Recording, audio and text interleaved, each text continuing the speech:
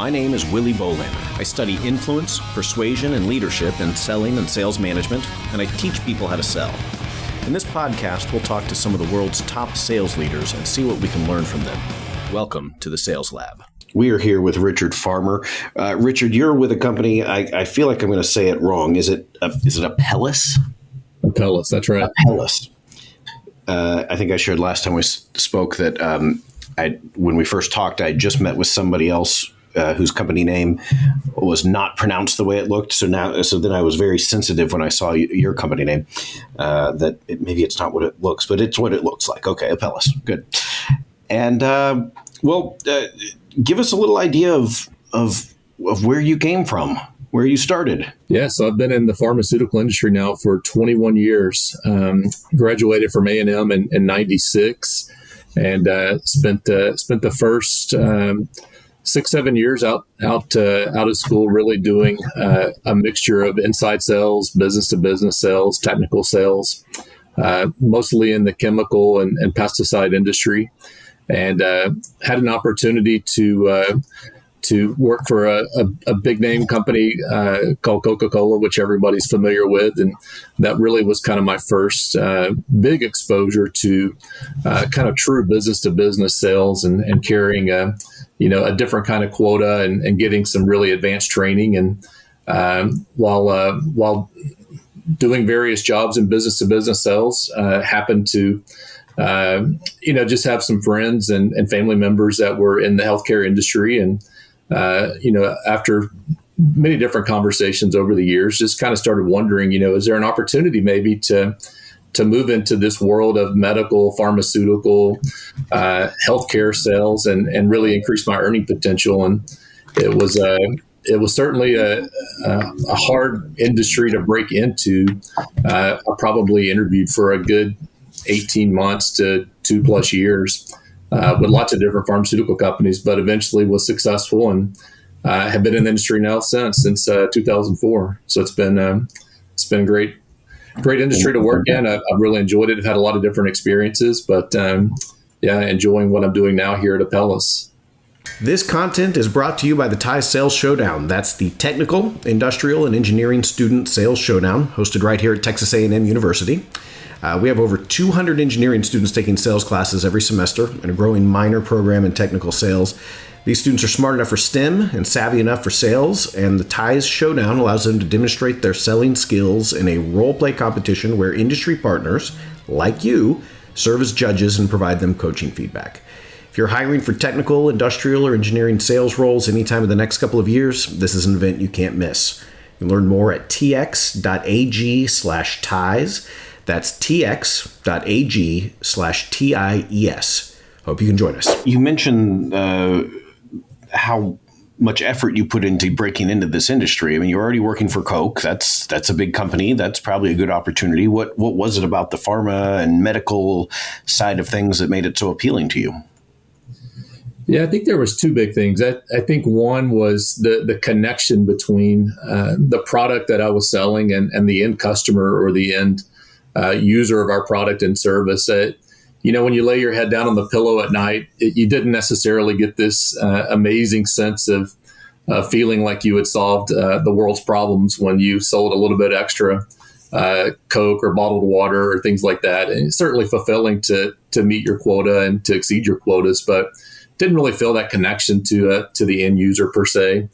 And the earning potential was a big deal as well because I'd been out of school for, like I said, 6-7 years and felt like my earning potential was really just kind of flat and capped, and wasn't making as much money as a lot of my friends were starting to make, and especially those that were in sales. And so probably a little bit of the competitive spirit of wanting to increase my earnings, and had recently gotten married and ready to start a family, and all of those things kind of factored into it as well. So. But really, the connection to the patient and to the end user of our product and service, and the income factor were probably the two biggest driving factors for me personally. Tell us a little bit about what Apellis does. So Apellis is a specialty pharmaceutical organization. We're based up outside of Boston, where there's a lot of biotech and pharmaceutical companies in the Boston area. Apellis really focuses on two main specialties, ophthalmology and what we call rare disease. And rare disease is a somewhat of a generic term, but it simply applies to products designed for a disease state where there's maybe only a couple of thousand patients in the United States that would be appropriate candidates or patients for our product. And so you think of something like diabetes or hypertension or high cholesterol.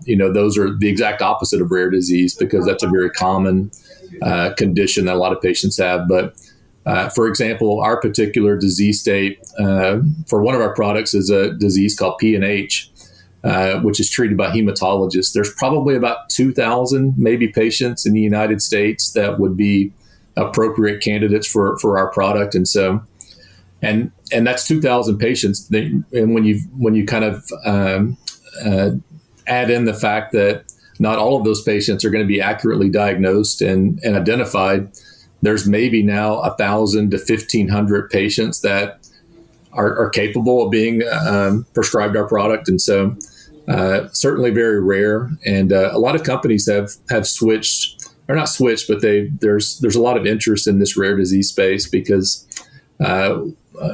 one, for some legal reasons and some tax benefit reasons and some incentives that the government provides to companies to focus on these rare disease spaces. Because if you think about it in a purely capitalistic sense, spending hundreds of millions of dollars for a product that could only potentially help 1,000 patients is a pretty big risk. And so companies like ours, there's some certain incentives that help motivate and help ensure that not only are products designed for the very common disease states, but for the ones that are very rare also.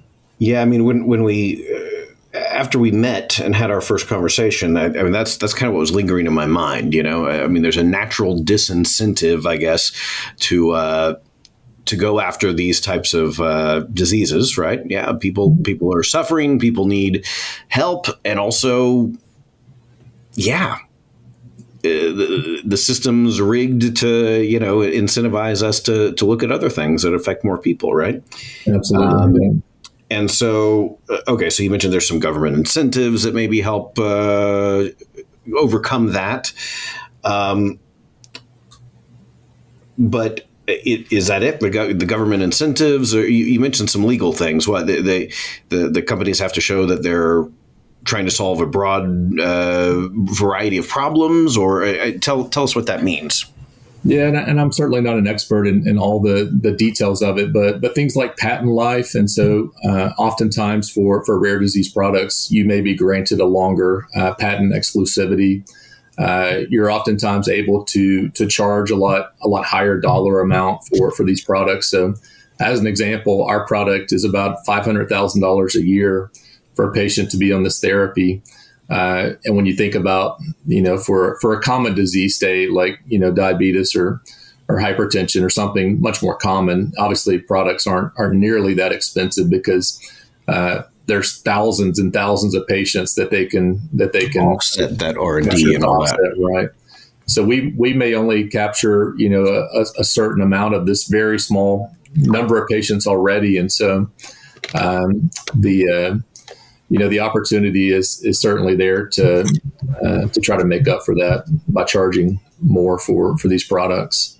So can you walk us through kind of a day in the life of somebody that does what you do?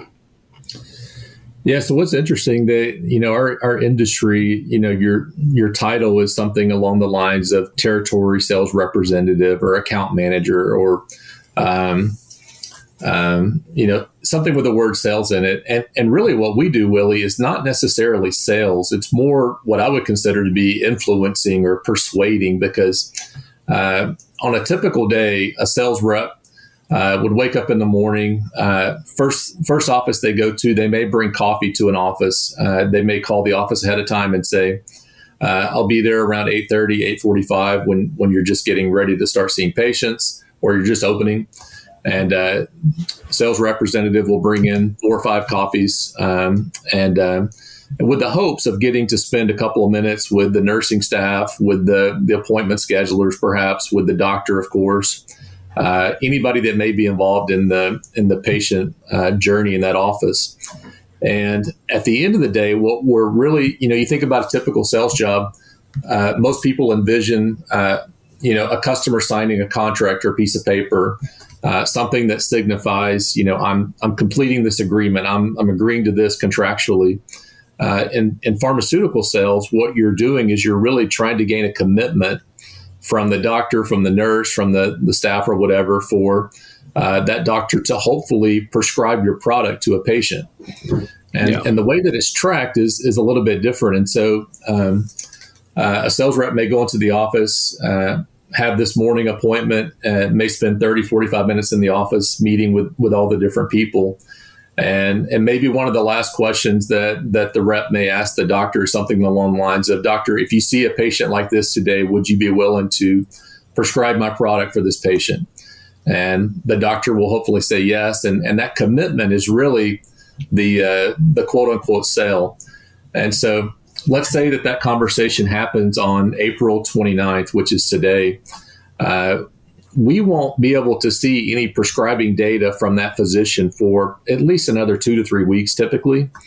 And so what will happen on the back end in the sales operations side of a pharmaceutical company is they will buy the data that shows all of the products that doctors have prescribed in the past time period, whether it's a week, a month, or a quarter.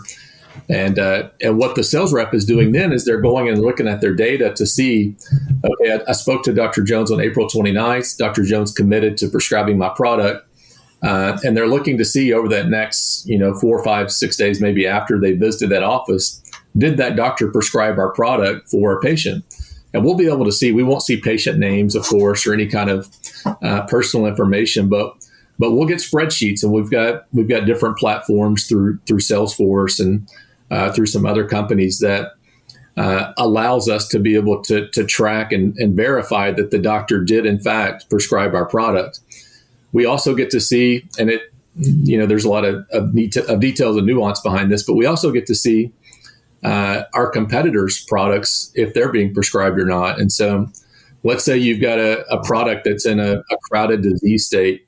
You may be able to not only see your product, but to be able to see your top 2 or 3 competitor products in that same disease state.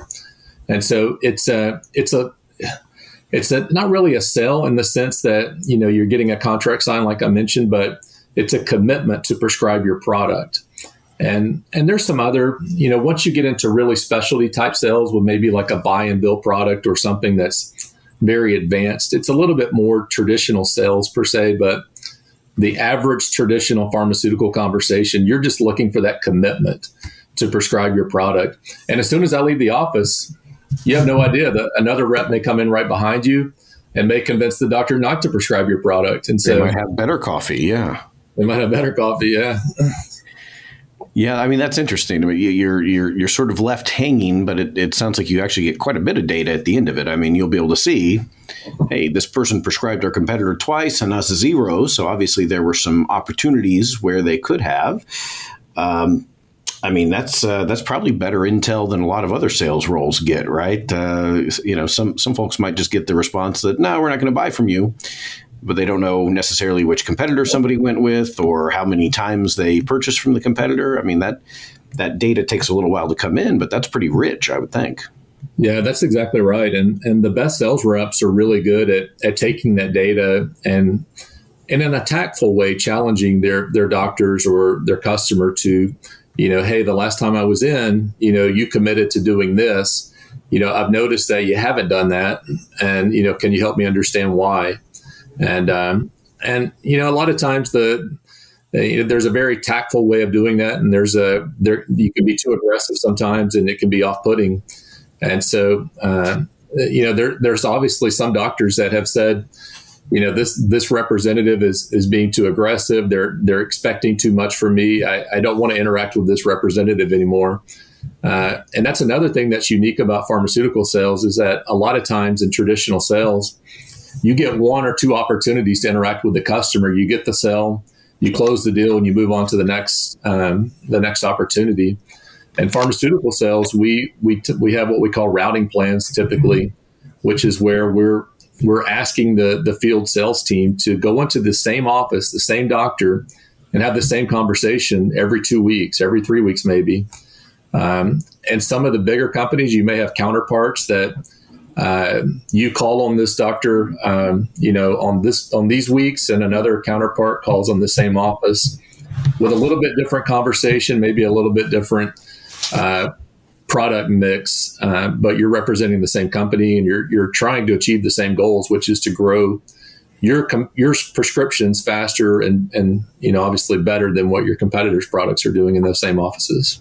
Yeah, I mean that's so. How many physicians, how many doctors will a typical rep have assigned to them as they're doing these every 2 or 3 week rounds? How many people are they actually seeing? Yeah, it's a great question, because when you're, I would say, more entry level type pharmaceutical sales roles, you're probably in the neighborhood of 50 to 75 doctors maybe. And so on an average day, and it depends on what type of doctor you're calling on as well. I can give you examples of certain specialties where you could see sometimes 7 to 10 doctors in any given day. And I could give you other specialties where you could see 2 to 3 per day might be a good day as well. And so if you just take 5 as an average number, you're seeing about 25 doctors a week on average. She's 5 a day, 5 days a week. And if you're seeing these doctors every 2 to 3 weeks, that's about 50 to 75 doctors typically. And and so that's kind of a general number. As you get more and more into specialty or rare disease, what often happens is that your geography size of your territory gets bigger. And so instead of just having the northwest corner of Houston per se, now you may have all of Houston. You may have Corpus Christi in your territory. So now you've got to factor in travel time and so your calls per day, your average calls of doctors that you see in a day will start to go down.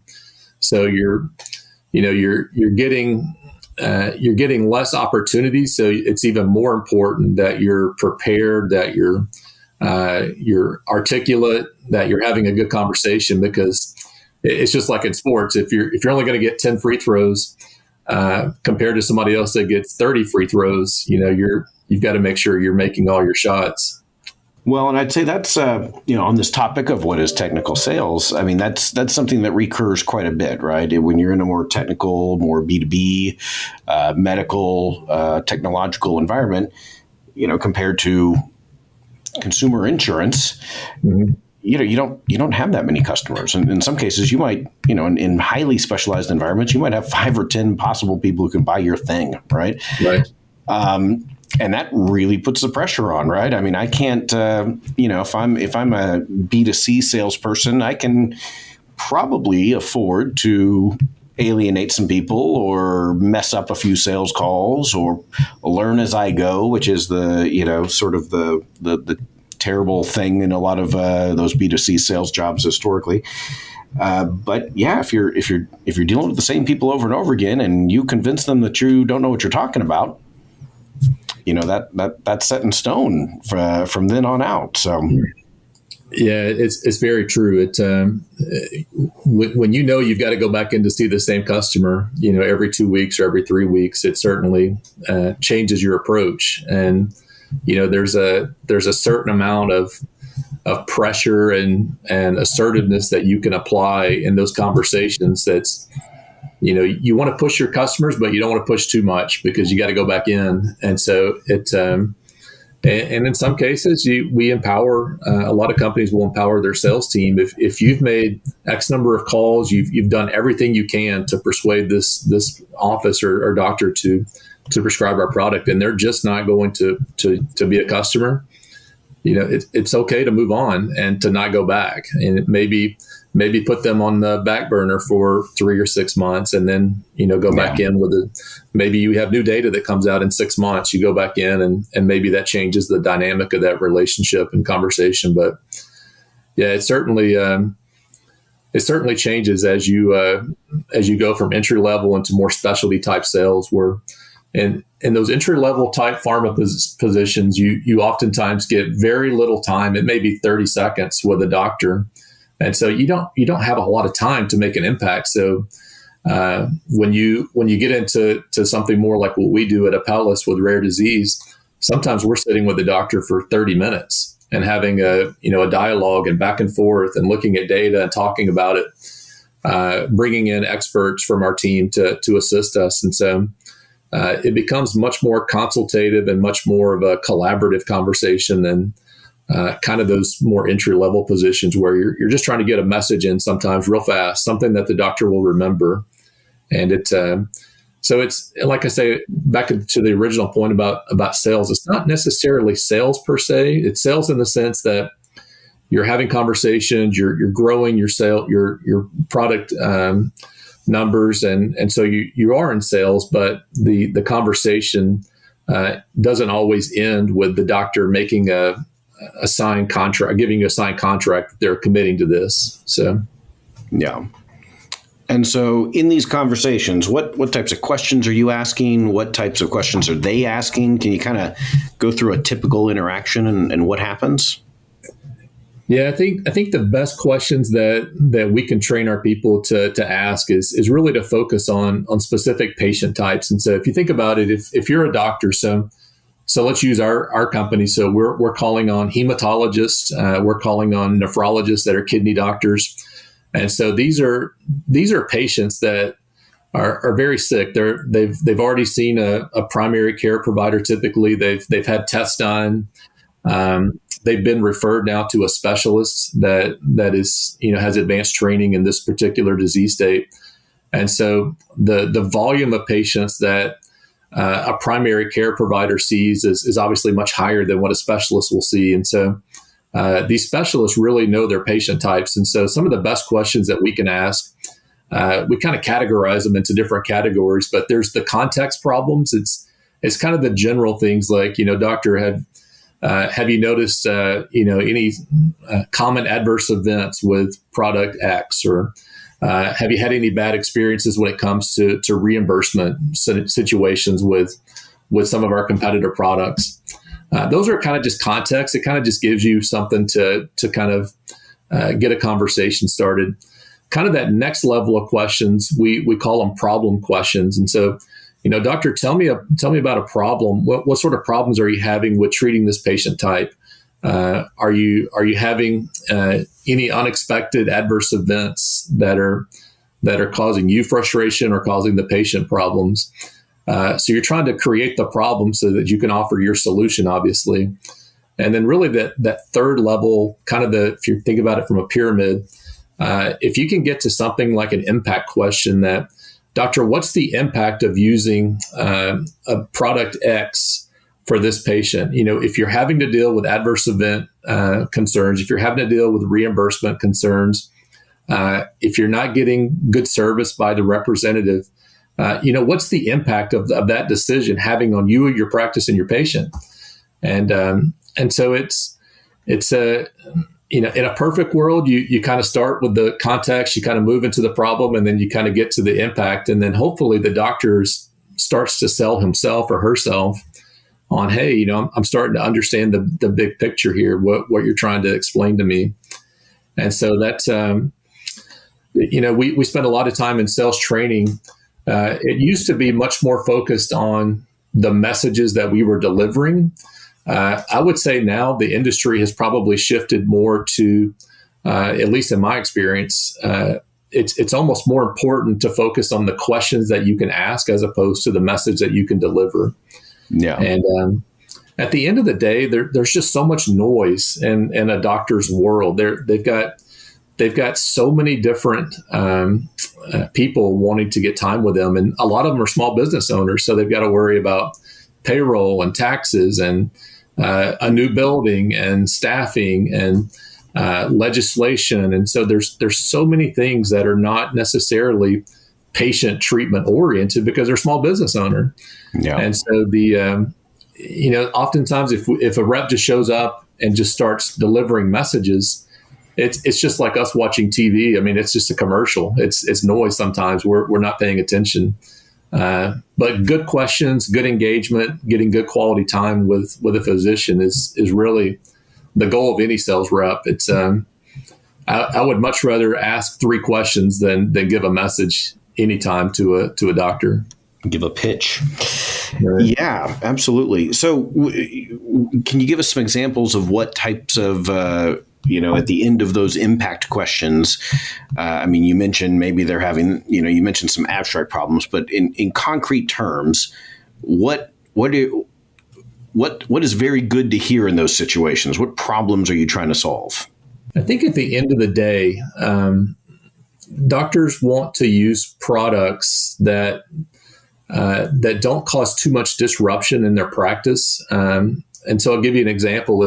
If a doctor can choose between product A and product B, and product A is covered on most insurance plans, if it's affordable, if it's got a clean adverse event profile, and product B perhaps doesn't have as good a coverage on insurance plans, maybe has a little bit more adverse event concerns, and maybe is considerably more expensive.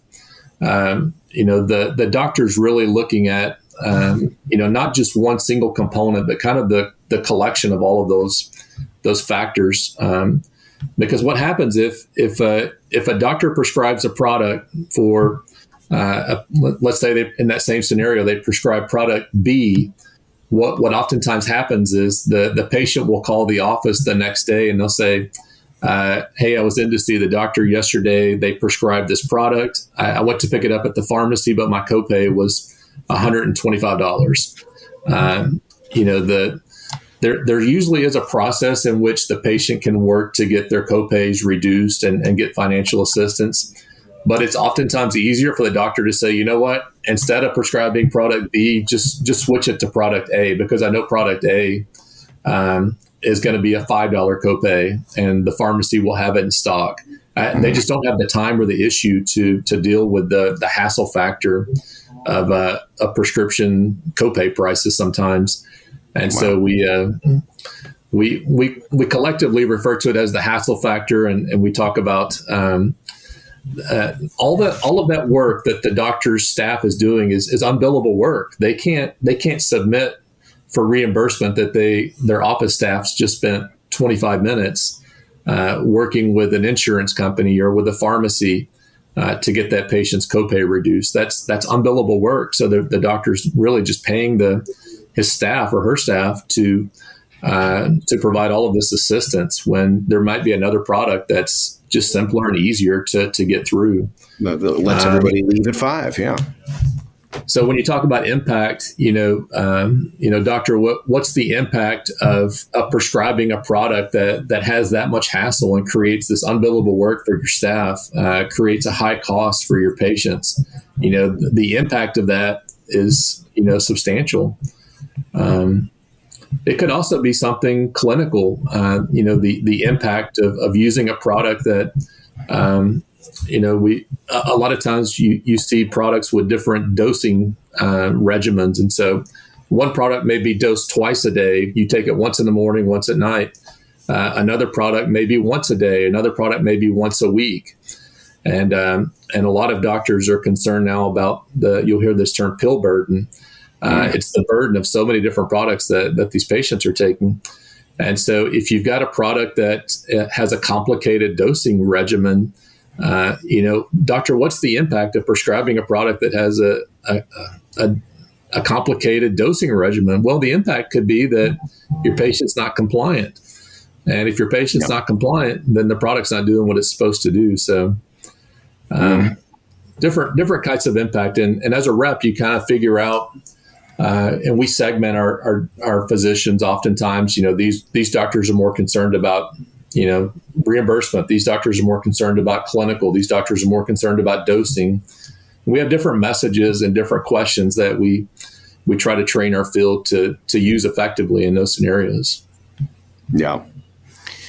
Well, this is very nice to hear you say, actually, because this we certainly talk about this in our sales classes, right? That you start to learn about a given solution, whatever industry it's in, and of course, you always get in the weeds for a little while with all of the features and specs and benefits, and you're trying to wrap your brain around it, and oftentimes you go on a couple sales calls and you start to see patterns emerge. You start to see, they're not exactly the same, but there's a group over here that is all about sticker price, and we have to work around sticker price with them. And there's a group over here that doesn't really care about sticker price. They're all about stress, that whatever they were using before I showed up was just driving them crazy.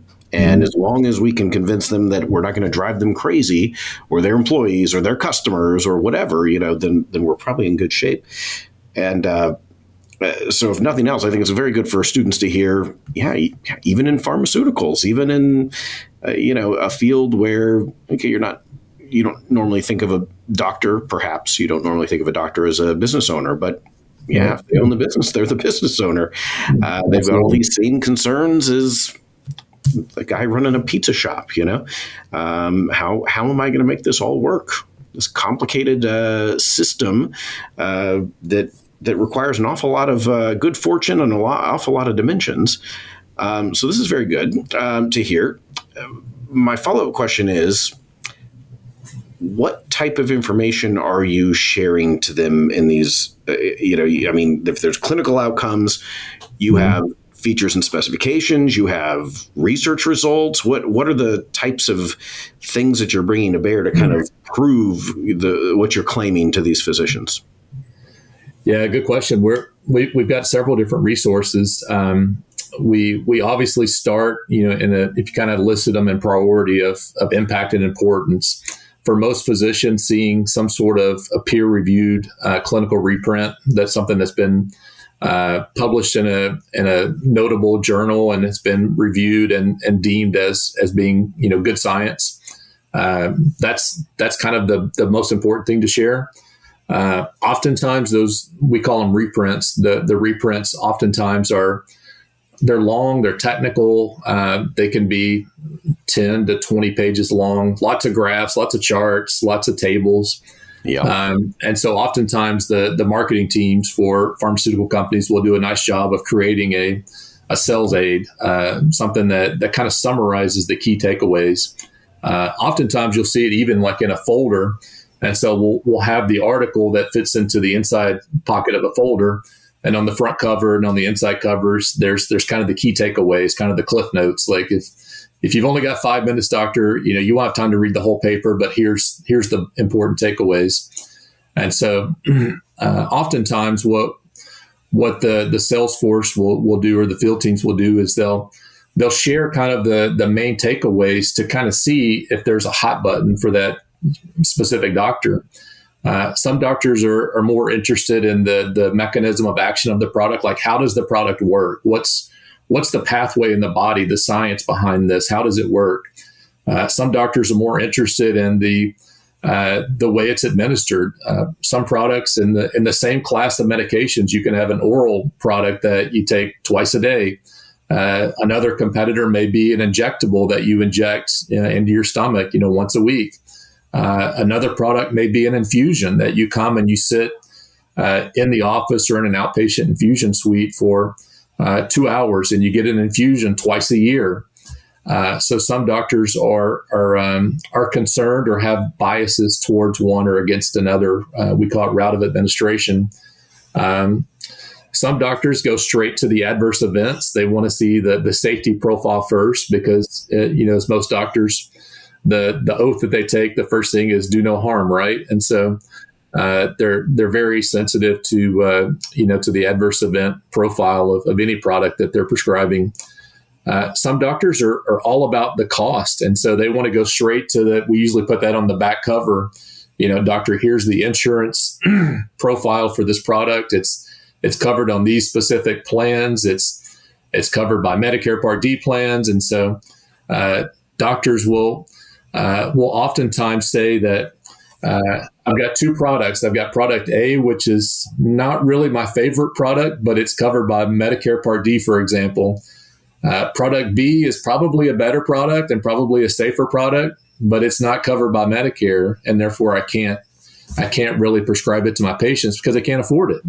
And so they have to weigh that balance of, is the safety and efficacy concern, does that risk outweigh the benefit of the patient not being able to afford the product? And so, as a sales rep, you're really trying to figure out what are the key factors that I need to convince this doctor about to be comfortable prescribing my product. And so like we mentioned earlier, we typically segment them. When we go into that office, we know based on the last 5 conversations, this doctor doesn't care about how it's administered. This doctor doesn't care about the mechanism of action. All they care about is the cost and the insurance coverage, for example. And so it's it's really if you don't really know what your objection is as a sales rep, you can't really know where to spend your time driving the conversation. And so we try to train our salespeople to, find the objection first, because otherwise you're talking about things that may not matter to the physician. So find the objection, find the hurdle that you've got to overcome, and then focus on that. Yeah, that's a great point. I wanted to ask you about C3, which we talked about a little bit the other day, that I found Apellis's approach to some of the treatments to be very sort of eloquent, right? Very thought out. I think our engineering students will appreciate the approach. So maybe walk us through that for a little bit. Yeah, so the C3 that you're referring to is the C3 complement protein. And so all of our bodies have different pathways for our immune system to work. And in a very simple layman's terms, the complement system is one of the ways that our body fights infections. And so if a foreign body is detected in the bloodstream or on the skin or something, there's different pathways within the body of your body's immune system reacting, but the complement system is one that when you look at a graph of the way the immune system kind of starts and then the way it builds and the way it ultimately responds to an intruder or to an infection, you see what's called the complement cascade. And so the cascade of chemical reactions that occurs inside the body typically starts with what we call the central protein in this complement cascade, which is C3. And so C3 activates C4 and C4 activates C5. And there's this whole pathway that goes down, that happens inside the body. Oftentimes in milliseconds, this all happens. And different companies have spent billions of dollars in research and studying the complement system and the immune system, because a lot of the disease states, especially a lot of the chronic disease states that patients are suffering with today, it's based on either an overactive or an underactive immune system. And so what's unique about what we're doing at Apellis is that we're identifying disease states that are driven by overactivation of the complement immune system. And so by regulating the body's response and by controlling the body's response to appropriately respond to different things in the body, you can manage certain disease states very effectively. And not just Apellis, but other companies have done lots of research in this space. And it not only is it important in the disease states that Apellis is focusing on, but it's important in hundreds of other disease states that are happening out there right now. So the complement system is, I would say it's pretty well understood by a lot of the specialists, but a lot of doctors probably aren't complement system experts once they get out of medical school, because it's just so technical and so detailed that we spend a lot of time trying to walk through and show our doctors, this is what's happening in the body. This is the complement cascade. Here's where our product is focusing. Here's where competitor products are focusing, and really trying to help them understand how our product works and maybe why it works differently than our competitor products. Yeah. And I mean, the understanding that I took away, which may not be the right understanding, so is that, basically that one lever, right, activates a number of different things that can affect maybe a number of different diseases, conditions. And so, it's a very efficiency-minded approach, right? Right. We could look at all of these things. We could try to treat them all, specifically at kind of the symptom level, maybe, or we can, work a little smarter and identify this as kind of the bottleneck in a lot of these processes. And if we can get this right, then the downstream effect is that we can address a number of things all at once, which is again a pretty clever approach, I'd say. Yeah, that's exactly right. It's I like using the words upstream and downstream because you can treat upstream and control a lot of the things that happen after that, or you can try to treat at the end of the stream. And sometimes you have success, sometimes you don't. But oftentimes in medicine, there's guidelines for physicians to follow, and it tells them, when you see this specific disease type present or this patient type, start here. And you typically start more downstream and you kind of work your way upstream, because sometimes controlling downstream you can effectively control, but not in all cases. And sometimes the more and more you go upstream, oftentimes the more safety concerns you have, because you get unintended consequences. Then when you suppress the entire immune system, sometimes you get unexpected consequences. You're susceptible now to more infections, and to the common cold becomes a lot bigger deal now that your immune system is suppressed. And so there's certainly a balance that you have to find, and that's why these doctors are very cautious and very hesitant to go straight to the big gun, perhaps until they've exhausted all the other kind of downstream options. And that's kind of our job, is to really show them, here's what you could expect if you were to put a patient on our product. Here's what you might expect. Here's what our clinical trial data showed. Here's the baseline characteristics of our patients that were in our trial. If you've got patients, doctor, in your practice that look like this, here's what they experienced, albeit in a very controlled environment, in a clinical trial environment. And so that's really our goal, is to kind of show them that the data that we have for patients can be applicable to the patients that they're seeing in their practice. Well, I've sometimes wondered, and maybe we're getting far off the field here, but I understand the intuition behind, let's take the smallest increment and see if it works. But I've also observed in a couple of things I've gone through, and some things that other people I know have gone through, that, if the writing's on the wall and the big thing is the solution and it'll fix it, then doing little thing after little thing after little thing is like 1,000 times more excruciating, Yeah. It's like, well, we don't want to do a minor operation on you. We just want to poke and prod you for the next 4 years. And the poor patient sitting there going, can we just do the thing? And, but it's very tough navigating, I would imagine, no matter what you're doing. So. Yeah, and it's probably the same in any industry that you go to. Honestly, you've got your doctors in every specialty that are much more aggressive. They're willing to go to the quote unquote big guns or surgery or some sort of more drastic intervention a lot sooner than others, and it's. A lot of it depends on how you were trained as a resident and as a fellow in medical school. If you were trained in a very conservative, old-fashioned, for lack of a better word, environment, you may be less aggressive. And one thing that in companies like mine in the pharma industry will do is if we've got a new product, of course, we're hoping to identify who are those doctors out there that may be the early adopters.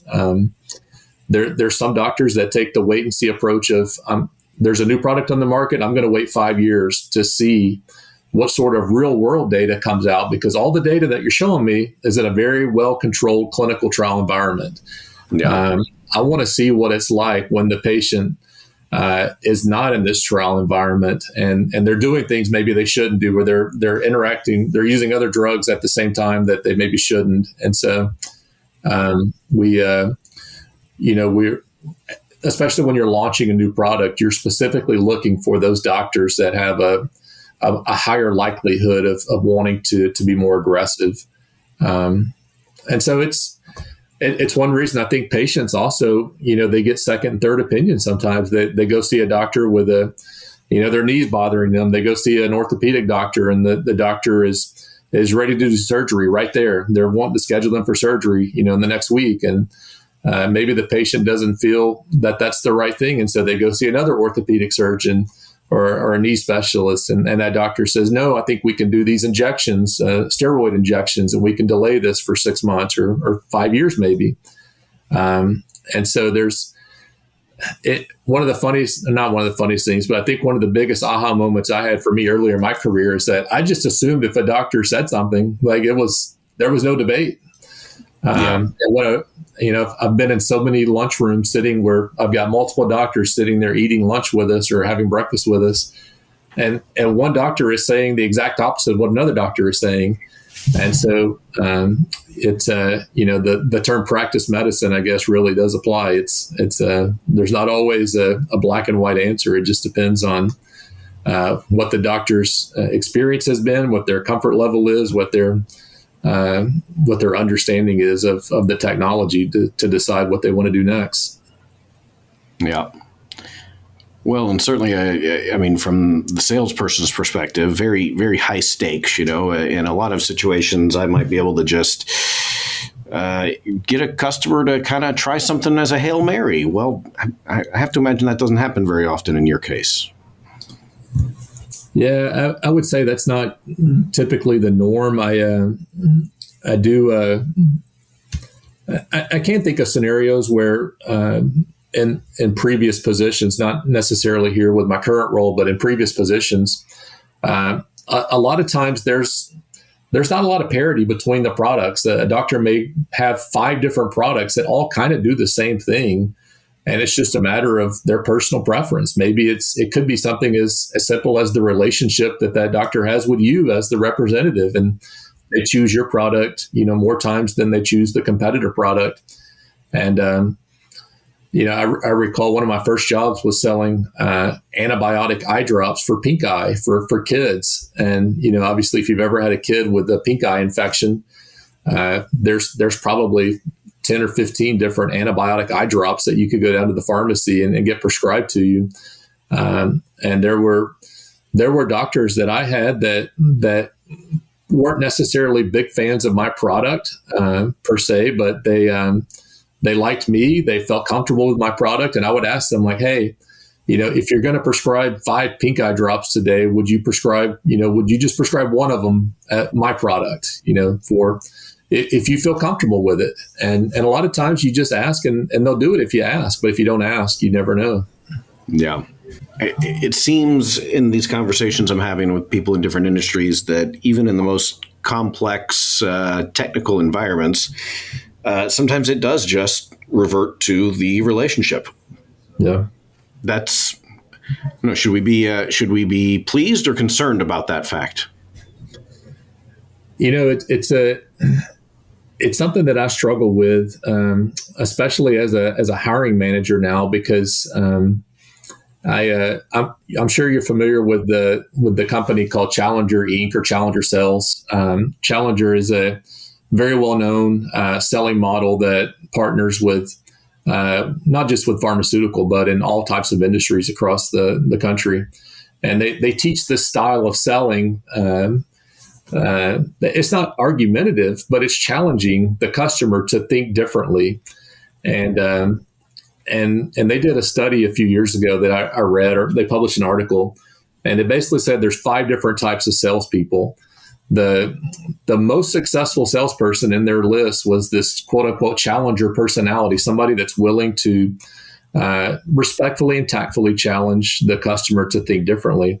The least successful person in this list of 5 different selling types, personality types, was the relationship builder. And it's and I struggle with that sometimes because there's been times where the relationship has been the only thing that's got me the sell. It wasn't anything that I did technically or from a selling skills perspective. It was just the relationship that I developed. But I think the key takeaway is that relationships are good to a certain point. But sometimes if you become too comfortable and then that relationship becomes too strong, it's hard to challenge somebody that you respect and they respect you. And so I think it's a very fine line between building that rapport and that relationship, but also being able to respectfully challenge the status quo. And I've worked with people. It's happened to me personally. I've walked into doctors' offices where I felt like the doctor was such a good advocate for me. They gave me access. They gave me time. The last thing I wanted to do was to push them to maybe be uncomfortable. And now I'm not welcome back into the office, and I've got to be here again in 2 weeks. And so, it's a very fine line. I think honestly, the best relationships, if you can build that relationship from the beginning, based on the fact that I'm here to provide value, I'm here to challenge you, I'm here to make you a better doctor or carpenter or whatever it is. I think at the end of the day, more times than not, they respect that more than the person that just wants to come in and talk about football or politics or whatever. And I think it all goes back to the fact that they are small business owners. A lot of them, they've got payroll to meet. They've got obligations outside of seeing patients that they have to meet. And so they don't have time to chit chat. Some of these doctors get 5-10 pharmaceutical reps a day coming in their practice. If they spend 5 minutes with 10 different people, I mean, that's an hour out of their day. They just don't have an hour. So if you're not providing value, if you're not challenging them to be better at their trade and better at treating patients, I think you're doing yourself a disservice, because I think in the long run, that mindset wins more times than not. Yeah. Well, and I guess I should be clear about relationship, right? We're not talking, hey, bro, we like the same brand of beer, I guess we're talking about something you've built up and established trust. And, that's not just that you brought them coffee and they like coffee. It's that you have provided them value in the past. And now, maybe we don't have to get into all the technical specifications because they've come to a point where, you're reliable for them. Right. So, maybe relationship isn't even the right way to say that. Right. It's this, it's a deeply trusting relationship. Maybe we need to qualify it a bit more. Yeah, I think as long as the sales rep doesn't think that by being the customer's friend, the business will just automatically follow, because it doesn't always just automatically follow. It's big time. I've had a lot of doctors over the years that great friends, personal friends even, didn't really reuse my product much, and it was uncomfortable for me if my boss came to work with me and they said, "Hey, you said you're friends with Dr. Jones. Dr. Jones doesn't really prescribe your product. What's going on?" And I didn't really have a good answer for that. It was, I basically created a monster that I couldn't bring it back at this point. Now it was too far down the tracks. Yeah, that's wild. Well, I see that we're coming up on time here. Is there anything else that we should know about technical sales in the pharmaceutical and medical field? Yeah, the only big thing we didn't really touch on, I think, is I think what we talked mostly about today, what I talked about, was mostly pharmaceutical. The world of medical sales is really a lot different. Kind of two quick big differences. In the pharmaceutical world, you typically have a higher base salary and much less of what we call a bonus or an incentive compensation plan. Yeah. In the medical sales world, you typically have a much smaller base salary, not really enough to even sustain yourself on. And it's very much commission and bonus driven. And so it's much more of an aggressive hunter type type industry, and neither one is right or wrong. It just depends kind of really on what motivates you. Some people like the opportunity to have unlimited income earning potential, and if that's the case, medical is probably the route to go. Pharmaceuticals typically a little bit more of a stable, like I said, not really sales per se. It's much more persuasion and influencing the physician. And some people have the ability to do both. But historically, once you go down the path of pharmaceutical sales, the medical side doesn't really want you as a candidate. They don't look at pharmaceutical salespeople as being true, quote unquote, aggressive salespeople. Whereas if you go down the medical sales pathway first, you can always veer off and go into the pharmaceutical side. Okay. So it's really just it's a preference. I think the medical sales jobs are probably a little bit easier to get into as an entry level salesperson coming into that world. Like I said, low base salaries, and maybe $30,000, $40,000, $50,000 base salary, but your target compensation may be twice that. It may be $130,000 target compensation first year. But you got to earn it, and you got to work for it, and it's a hustle job. It's not the predictable kind of 8 to 5 that pharmaceutical can be. It's much more. You could be in the OR. You could be walking through the halls of a hospital at 6 a.m. You could be wearing scrubs all day and hand in hand with the doctor. It's similar but different. Gotcha. That's really the big takeaway, I would say, as the only thing that we didn't touch on. For sure. And I think you shared the other day that, the people that you hire to come work for you, these are well-established people. I mean, I think you mentioned some years. How much experience does somebody have in your specific specialization? I'd say industry, pharma experience probably in the 12 to 15 year range is about average.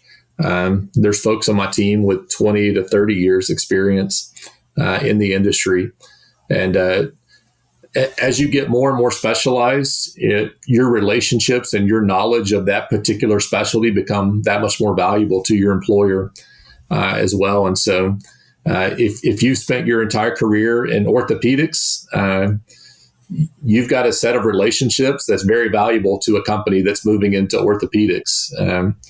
Same thing for us. We're in nephrology, or moving into nephrology. And so the people that we're looking to bring on board right now, we're hoping have at least 5-10 years of experience in nephrology. And so they understand the key accounts. They understand the patient types, the typical hurdles that nephrologists face in their practice. And so we put a lot of value on that experience, and it's not entry level, and it's not that much more complicated necessarily than what entry level is, but we just value that learnings, that all those little things that you learn doing the job for the first couple of years. You hone those skills, you become better, you become more effective and efficient, and it's a